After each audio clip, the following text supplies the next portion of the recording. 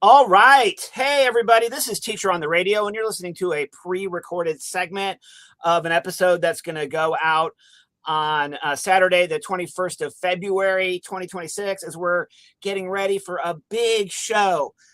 Fans of the program might remember we had a show planned in January that got canceled for snow and ice. And Nathan Evans Fox, who was scheduled for that show, and Jesse DeCanto of Pinkerton Raid was also scheduled for that show. They're both coming back. But at the top of the bill is my friend, David Wimbish. I've seen this guy perform live probably a dozen times or more. I've known him for a dozen or more years. And I think this is our first official Teacher on the Radio interview that we've ever done. So welcome to the program, David Wimbish. Thank you. That's wild that this is the first official interview. I think we maybe did some stuff, but not online, not in the era of video calls. Yeah. And by the way, this is going out on YouTube about a week and a half before the episode airs, and it'll be available on YouTube as well. David, you've been going through a transition in your career from being the frontman of a band called The Collection to being a solo artist called David Wimbish and The Collection. And you also have transitioned since I've known you as a guy that worked in churches and did worship music to a man who is really facing his demons and talking openly about mental health struggles in his songwriting. And I feel like the last couple of years of your output, you've become kind of like the songwriter to all the neurodivergence and shame, trauma bonding, shame, people who are dealing with shame, trauma, all the things, right? And you've spoken openly about your own struggles in a way that your music brings joy and comfort. First of all, your music always brought me joy and comfort. So when I found out that you weren't joyful, that was wild. So tell us a little bit about the journey of the last 5 years.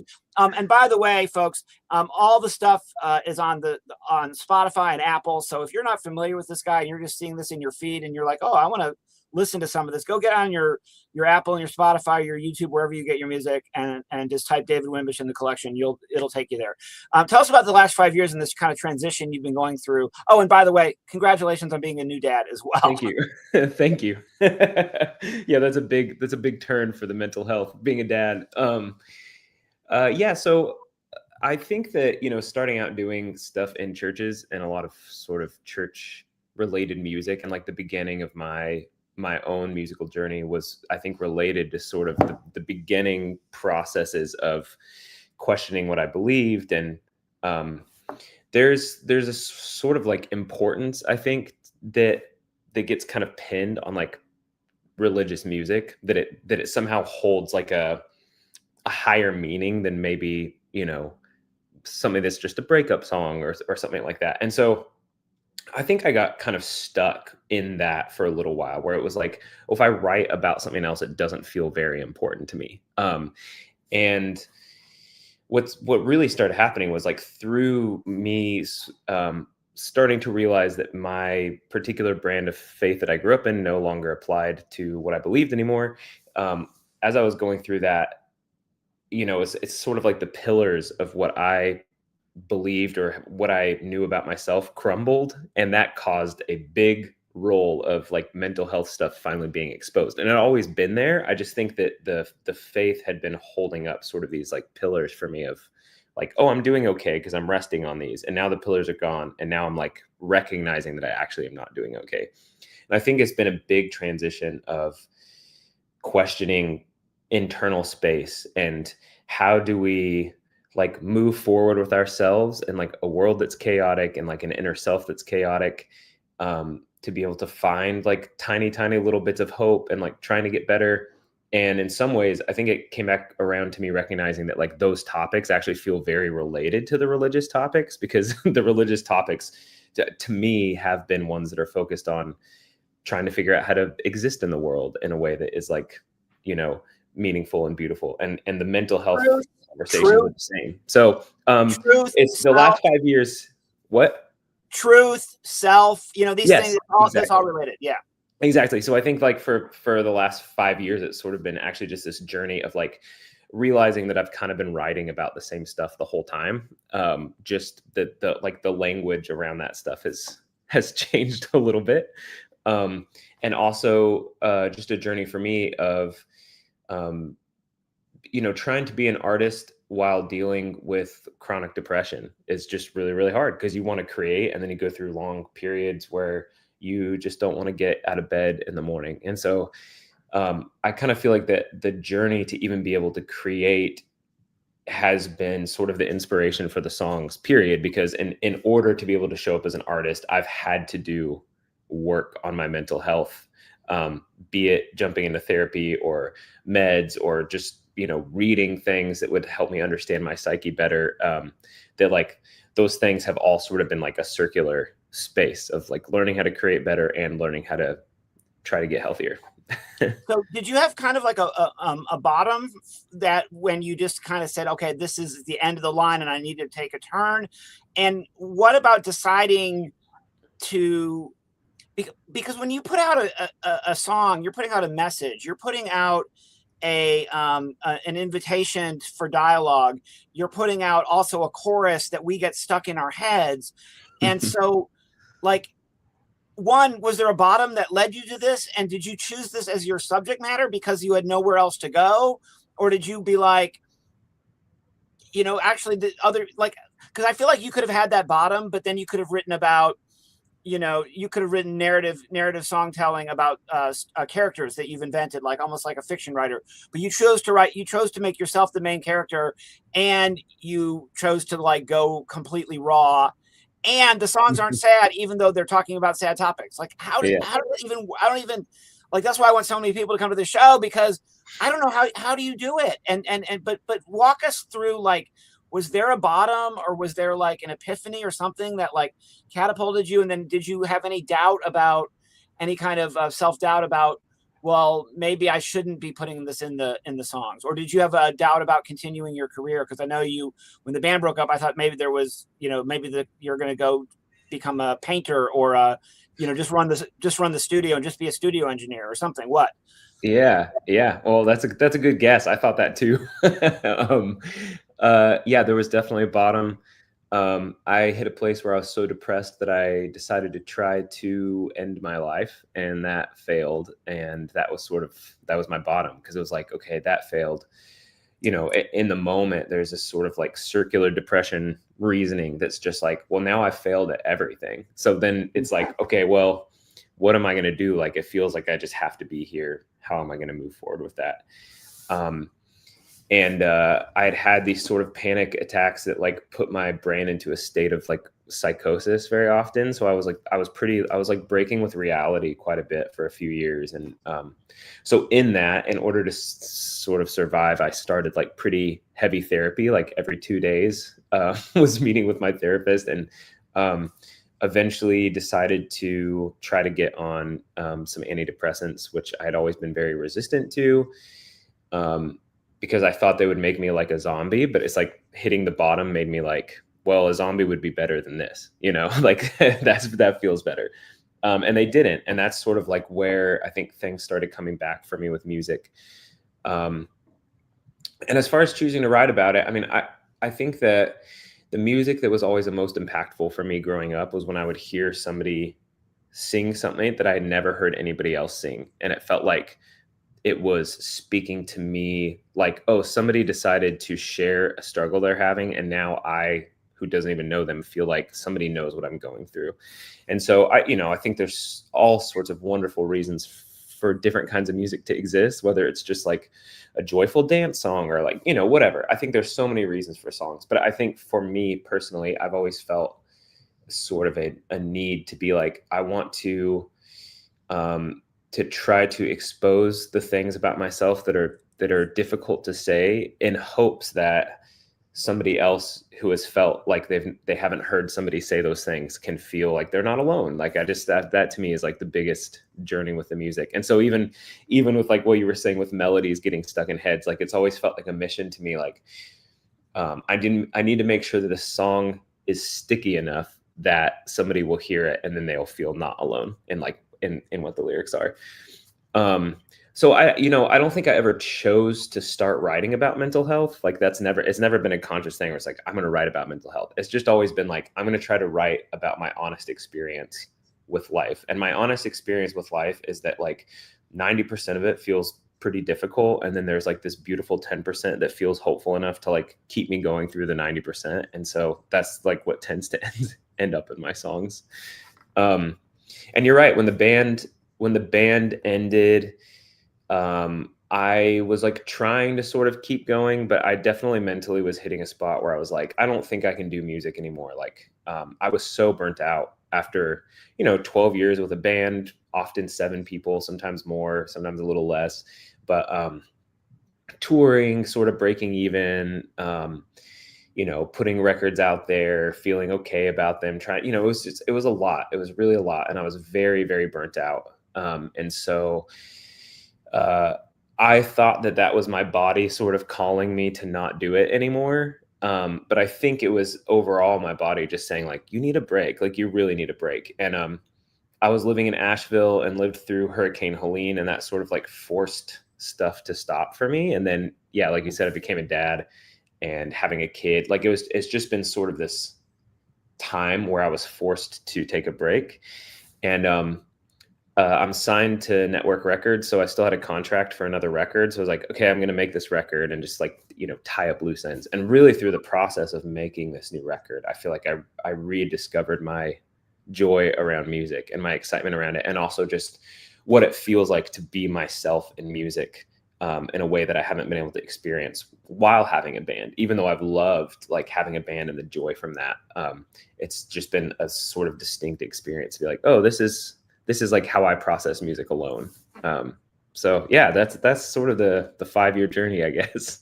So wait, by the way, this is Teacher on the Radio, and you're listening to a pre-recorded interview segment of our episode that's going to go out on Saturday, February the 21st, in anticipation of David Wimbish, Pinkerton Raid, and Nathan Fox coming to Mean Mel's north of Cookeville on Wednesday, February the 25th. There are advanced tickets, and there are also tickets available at the door. And we're going to splice this together with some of your amazing music from David Wimbish and the Collection, wherever you get your music, even on OG Radio, Teacher on the Radio, which goes out on 88.5 FM. Cookeville on Saturday mornings from 9 a.m. to 11 a.m. Central Time. Thanks for listening. Also, if you found this pre-recorded video, share it with a friend. Tell them about this great music and this great show coming up. And we'll be back with more David Wimbish and the Collection. So, David, before the break, we were talking about this album. You're talking about the album that we haven't heard yet. Is that correct? The one that you're doing the wrap up. So let's talk about that for just a quick minute. So last summer, 2025, you released kind of like a greatest hits album, a remix album, kind of a solo revision of some of the Collection's best known songs. But now you have an album of new material. What's it called? When's it going to drop? Give us a little sneak preview. By now, the hit single is already out. You told me that I could play it on the radio if I played the version that doesn't have the F word in it. And thank you for making a version that doesn't have the F word in it. Go ahead and tell us about the new record, David Wimbish. Yeah, I'm not releasing the name of it yet, but I will, at some point. But I can say it's the biggest record I've released in terms of amount of songs. So I'm really excited about that. I'm releasing more songs than I've ever released on a single album. And the album, I think it's dealing very heavily with what it feels like to be in relationship to other people, whether it's friendships, community, romantic relationships, ourselves. I think we're like living in a time where we're like so aware of how much we need other people, and also like how difficult it is to truly love or be loved by other people or to love ourselves. And so the album is really dealing with that as a whole. And it's the first record that I've created in a long time, where it was just me in a room. My label let me just self-produce the album, and so I played almost everything on it. Except I have a drummer and I have a few guests on a few songs, but it's got a lot of strings on it, like violin and cello. And it feels like it's sort of getting back to this like roots space. Like when I was with the band, I feel like we kind of headed in this more pop direction, and there was a lot of electric stuff that I love. But this new record has been getting back into sort of a rootsy space and a lot of acoustic instruments. And the first single is out as this is airing, and that song specifically is just sort of like looking back at the past years and like looking at places that I maybe regret how I acted or who I was, and trying to recognize that like we're spending a lifetime, if we're really trying to grow, we're spending a lifetime trying to become the best versions of ourselves. And that means also spending a lot of years not being the best versions of ourselves, and trying to realize that and incorporate all that and apologize for who we've been, and also become better and like integrate all those selves. So yeah, that's sort of the scoop. Oh, you're muted, Andy. When's it coming out? Tell me when it's coming out. That's a good question. I actually just met with my label team yesterday to talk about that. We don't have an official release date. Okay. But I will say that the way Network likes to do things is that they release like a lot of singles. So that the full album probably won't come out till late this year. Okay. But I'll probably be releasing a new song like every 4 weeks. So there's going to be a lot of new music through the year, and then there will be a long album by the end of the year. Okay, well, Yeah. I think there's an advanced listening copy for established famous Yeah. myself, so maybe I'll get to hear it before everybody else does, and I'll write a piece for the cover of Rolling Stone magazine or Pitchfork or one of those big websites that I've never been on. For sure. So, you're coming back to Cookeville. Cookeville's a small market, and a lot of bands have missed us for decades.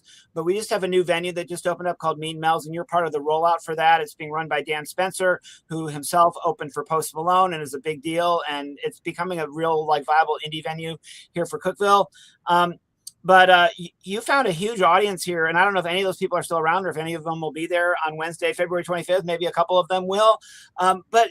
But like, talk to us about our friendship, and like you've known Teacher on the Radio. We met at a festival in North Carolina in 2012. Yeah. And I've written about you and followed you ever since. Like, I think you've played Cookeville like 3 or 4 to 5 times, a lot of times. Like, tell me about your relationship playing shows in Cookeville, and maybe are there any other like weird out of the way markets where you took off besides Cookeville, like people have never heard of?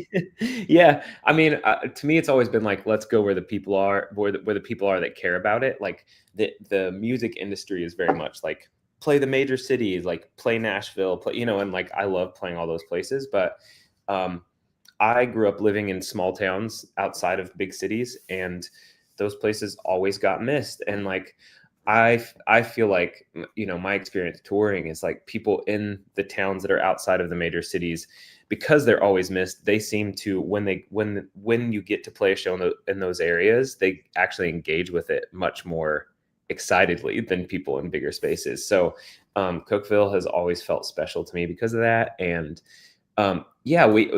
we started like with the band building a big fan base in Steubenville, Ohio, which was like totally random. It's like an hour outside of Pittsburgh. There's like not a lot in that town, and yet it started being like, okay, Steubenville's happening. And then same with Fort Wayne, Indiana. It's like a little ways outside of Indianapolis, but Fort Wayne is just like one of my favorite spots, and tends to be like a really, really great spot for me, and was a great spot for the band. So I don't know. Those are some of the places that are my favorites in the country, including Cookeville, that are just outside of these big cities. Everyone, my guest on Teacher on the Radio this morning in a pre-recorded segment has been David Wimbish. He sings and is out on the road as David Wimbish and the Collection, or David Wimbish of the Collection, or from the Collection, and we are the Collection. But it's a solo show. Also, Jesse DeCanto of Pinkerton Raid, also a solo version of him, and Nathan Fox. So it's going to be 3 singer-songwriters who write their own material, play originals. And I've been telling all my friends, it's folk music to get up in your feels. And it would be a great benefit to these touring artists who have families back home and gas to put in the car. By the way, I've known a lot of people who have struggled in their career arc like you have, but I don't know of anybody whose van or car is broken down more than David Wimbish, because he's like about every 6 months, your Instagram or your Facebook is like, oh, by the way, we've got all these shows booked, and we need to get an axle or a fuel pump. I mean, so y'all, when you pay indie musicians to do their art, you're not talking. This isn't Zach Bryan. This isn't even Tyler Childers. This isn't Bruce Springsteen or Bono. This is a working man with a baby at home. So come out and you'll feel better. It is folk music that's going to make you feel good. I'm telling you. David, any parting words for Cookeville before we wrap this up? I'm just excited to see y'all, the whole town. All right, thank you. When this airs on the radio, it'll just be a few days away. I'm going to share this on the video right now, try to get some more traction. Congratulations on being a dad, and congratulations on surviving those mental health episodes and being awake and alive to your best self. And your best self makes some of the best music I've ever heard in my whole life. And I can't wait to see you again, my friend, my brother. Thanks. Thank you. All right. Bye.